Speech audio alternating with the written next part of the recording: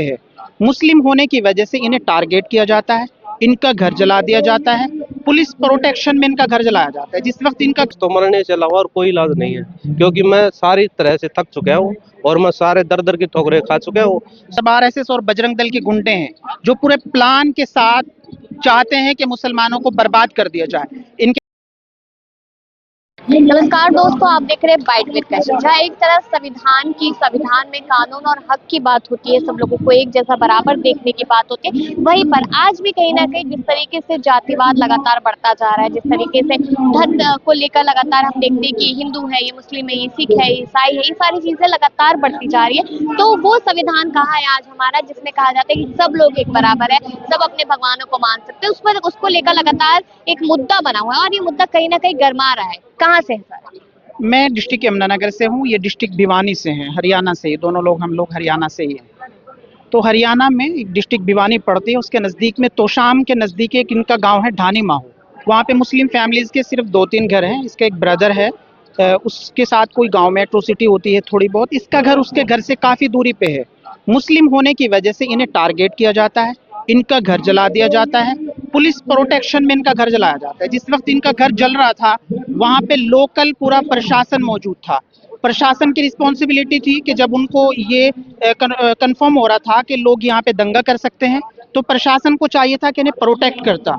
लेकिन लोकल जो प्रशासन है वो वहाँ पे आता है, इन्हें कहता है कि आप घर से चले जाइए, आप यहाँ से निकल जाइए, यहाँ पे हालात खराब हो सकते हैं। प्रशासन इन्हें प्रोटेक्ट करने की बजाय जो गुंडे थे उनको प्रोटेक्ट करता है। उन्हें कहता है कि आओ आप इनका घर जलाओ, ये मुस्लिम है।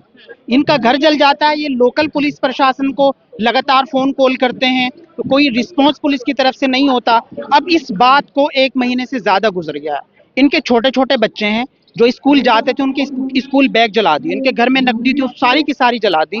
आज ये दर दर की ठोकरें खा रहे हैं। इंसाफ के लिए कभी यहाँ भागते हैं, कभी वहां भागते हैं, लेकिन इन्हें मुस्लिम होने की वजह से इंसाफ नहीं मिल पा रहा है। आप कह रहे हैं कि मुस्लिम होने की वजह से टारगेट किया गया। उस गांव में 2-3 घर लगभग मुसलमानों के हैं, तो जो बाकी घर हैं वो किसके हैं? ये इन्हीं की फैमिली के हैं, बस सभी टारगेट हो गए हैं। नहीं, जो बाकी जिन लोगों ने टारगेट किया हिंदू हैं, सब आरएसएस और बजरंग दल के गुंडे हैं जो पूरे प्लान के साथ चाहते हैं कि मुसलमानों को बर्बाद कर दिया जाए। इनके पास रिकॉर्डिंग्स हैं, वीडियो एविडेंस हैं, जिसमें भीड़ इकट्ठी होती है, एक मोब इकट्ठा होता है, वो आपस में डिस्कस करते हैं गांव के ग्रुप में कि सारे इकट्ठे हो जाओ, आज मुसलमानों को भगाना है यहाँ से। Without any reason? कोई रीजन ही नहीं है।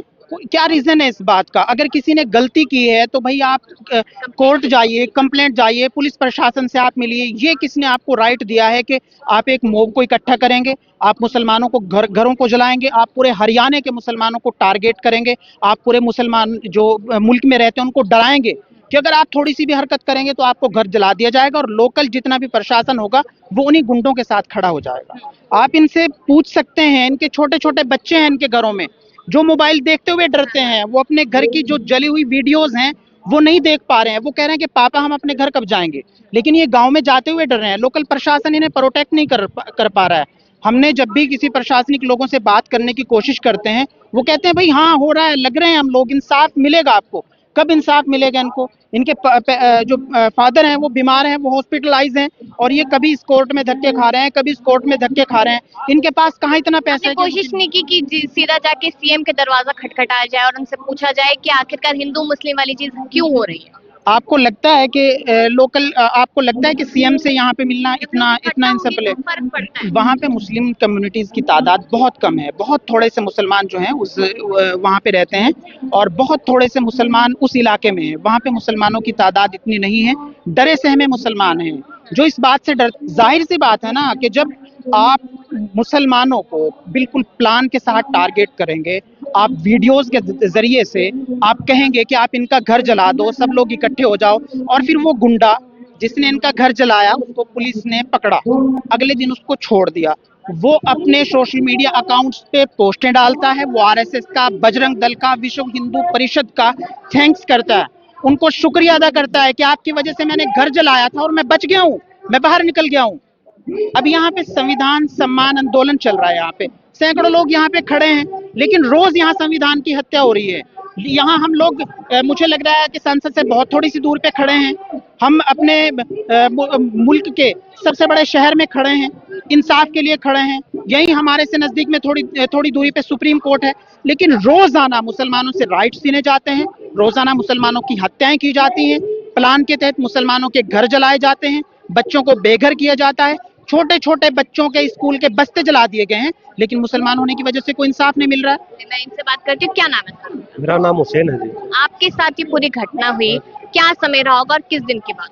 ये 6 जुलाई की बात है जी। ये बात तो मतलब गांव में 3-4 दिन से चल रही थी। गांव का एक ग्रुप था, उसमें रिकॉर्डिंग डाल रहे हैं, वीडियो बना डाल रहे हैं। इतने आदमी इकट्ठे हो गए, आज इन मुसलमानों को यहाँ से निकाल देंगे। और जो गांव में सरकारी सीसीटीवी कैमरे लगा रखे हैं गांव के चारों तरफ, वो सरपंच के घर से सरपंच ने बंद कर दिए गए। आग लगाने से 10 मिनट पहले कोई एविडेंस ना रहे। पहले मेरे घर को लूटा गया है, मेरी नकदी व जेवरात को निकाला गया है, फिर कोई फिंगरप्रिंट के निशान नहीं रह जाए, तब तेल छिड़क कर आग लगा दी मेरे 2 मकानों में। बिल्कुल आप सतह भी लोग कहाँ थे उस समय? मैं तो जी 5 तारीख को पुलिस ने निकाल दिया था वहां से। मैंने डायल 112 को कॉल किया कि मेरे घर के। मतलब कि इस चीज की जानकारी जो होने वाला है उसकी जानकारी पहले से पुलिस को थी? 3 तारीख को मैंने कंप्लेन भी दी है पुलिस थाने में, कोई कार्रवाई नहीं हुई। 5 तारीख को फिर भीड़ मेरे घर के आगे इकट्ठी हो गई, मैं खतरा लग गया तो मैंने डायल 112 को कॉल किया। पीसीआर आ गई, 3 पुलिस वाले आए वहाँ पे। मैंने उनसे बोला कि मैंने जान का खतरा जी, इनसे मैंने मार दी। फिर बोले हम 3 150 आदमी में क्या कर लेंगे, आप एक बार यहाँ से और साइड हो जाओ ना, तो ये कुछ भी कर सकते हैं। तो मैं वहाँ से मेरी फैमिली को लेकर निकला था। अगले दिन फिर उन्होंने गाँव के एक स्टेडियम में इकट्ठा हुए, 80 से 90 आदमी थे इकट्ठा हो गए।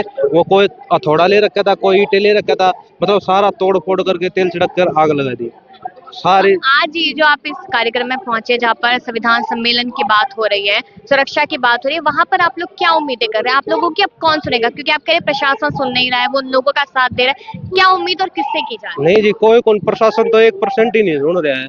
जो आग लगाने वाले वो भी गांव में घूम रहे हैं, पोस्टर डाल रहे हैं डीजे के साथ। एक की जमानत तो हुई है अभी 2 दिन पहले, तीन को ही गिरफ्तार किया है। वीडियो में 60 से 17 आदमी है, वो गाड़ियों से लेके आ रहे हैं, रंग लगा रहे हैं, उनको माला से वो कर रहे हैं, फिर आके जेल से लेके आ रहे हैं। तो उनका क्या है? उनका तो कुछ होगा ही नहीं। मैं तो घर से बेघर हूँ, मैं तो डर के मारे हरियाणा से बाहर राजस्थान में रह रहा हूँ 1-1.5 महीने से। आपके बच्चे कितने छोटे छोटे? मेरा एक लड़का जी, मेरा 4.5 साल का लड़का।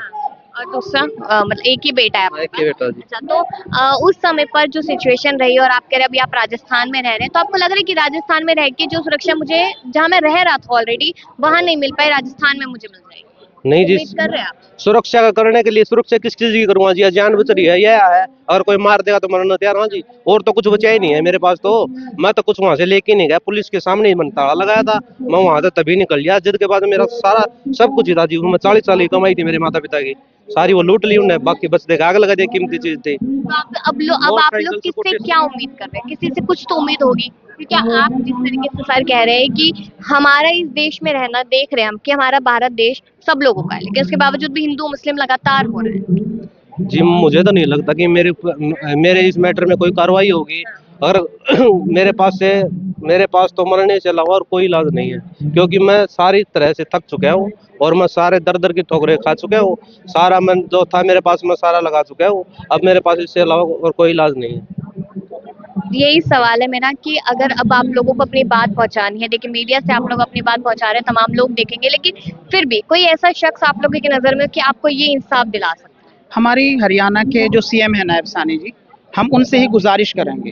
वो बीजेपी की जो सरकार है वो लगातार सबका साथ सबका विकास की बात करती है।